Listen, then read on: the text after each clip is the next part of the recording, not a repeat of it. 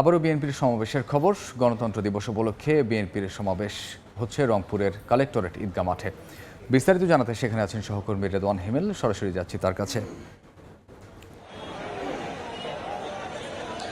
বিশ্ব গণতন্ত্র দিবস উপলক্ষে সারা দেশের মতো রংপুরেও কিন্তু সমাবেশ এবং যে র্যালি সেটা কিন্তু অনুষ্ঠিত হবে। আমি এই মুহূর্তে আছি রংপুরের কেন্দ্রীয় ঈদগাহ মাঠে। কিছুক্ষণ আগে আমরা দেখেছি বিভাগের বিভিন্ন জেলা উপজেলা থেকে কিন্তু খণ্ড খণ্ড মিছিল নিয়ে নেতাকর্মীরা জড়ো হচ্ছেন রংপুরের এই কালেক্টরেট ঈদগাহ মাঠে। আর কিছুক্ষণ পরে কিন্তু এই কালেক্টরেট ঈদগাহ মাঠে কিন্তু যে সমাবেশ সেটা কিন্তু আসলে অনুষ্ঠিত হবে। সেই সমাবেশে কিন্তু যে কেন্দ্রীয় স্থায়ী কমিটির সদস্য রয়েছেন হাফিজউদ্দিন আহমেদ, তিনি কিন্তু অবসরপ্রাপ্ত, তিনি কিন্তু এখানে আসলে প্রধান অতিথির বক্তব্য রাখবেন। এর আগে যদি একটু বলে রাখি, এর আগে কিন্তু এই সমাবেশ এবং এই শোভাযাত্রাকে ঘিরে রংপুর বিভাগের সকল যে নেতাকর্মীরা রয়েছেন তারা কিন্তু একেবারে দল ভেদে খণ্ড খণ্ড মিছিল নিয়ে এবং তাদের কিন্তু দলীয় পতাকা এবং জাতীয় পতাকা নিয়ে কিন্তু তারা স্লোগান দিয়ে এই রংপুরের যে কেন্দ্রীয় ঈদগাহ মাঠ সেটা কিন্তু একেবারে মুখরিত করে রেখেছে।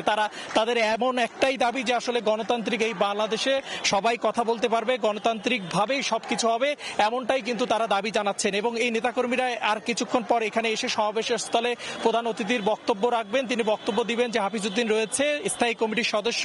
এর পরপরই কিন্তু এই সমাবেশ শেষে কিন্তু বিভিন্ন জায়গা ডিসির মোড় এবং নগরীর বিভিন্ন শহর প্রদক্ষিণ শেষে কিন্তু এখান থেকে তারা একেবারে শাপলা চত্বরে গিয়ে কিন্তু এই র্যালিটা, এই শোভাযাত্রাটি কিন্তু শেষ করবেন। এর আগেই যে নেতাকর্মীরা যারা এখানে বিভিন্ন জেলা উপজেলা থেকে কিন্তু আমরা দেখেছি একেবারে বাঁধ ভাঙা উল্লাসের মতো বিভিন্ন পিকআপ বাসে করে কিন্তু একেবারে দল বেঁধে কিন্তু এই রংপুরের যে কেন্দ্রীয় ঈদগাহ মাঠ সেখানে সমাবেশ স্থলে তাদের যে প্রধান অতিথি রয়েছে তার বক্তব্য, এবং এখানে রয়েছেন দুলু রয়েছেন, তিনি এসেছেন কিছুক্ষণ আগে, এবং তার সঙ্গে যে দলীয় নেতাকর্মীরা রয়েছেন তারাও কিন্তু এখানে এসে কিন্তু তাদের জড়ো হয়েছেন এবং তাদের যে সমাবেশের স্থলে তাদের যে বক্তারা প্রধান অতিথির বক্তব্য যারা মূল্যবান বক্তব্য বিএনপির যে কমিটির সদস্য রয়েছেন তারা বক্তব্য রাখবেন। এবং রংপুরের যে জেলা কমিটির আহ্বায়ক শামসুজ্জামান শামু রয়েছেন তিনিও কিন্তু এসে এখানে বক্তব্য রাখবেন। তাদের কমিটির কিন্তু বক্তব্য শোনার জন্য অধীর আগ্রহে নেতাকর্মীরাও কিন্তু রয়েছেন।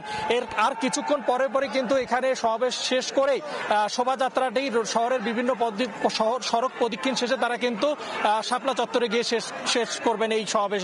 তো এই ছিল আমার কাছে থাকা রংপুরের ঈদগাহ মাঠ থেকে যে বিএনপির সমাবেশ তার সবশেষ তথ্য। আমরা তখন সরাসরি ছিলাম রংপুরে।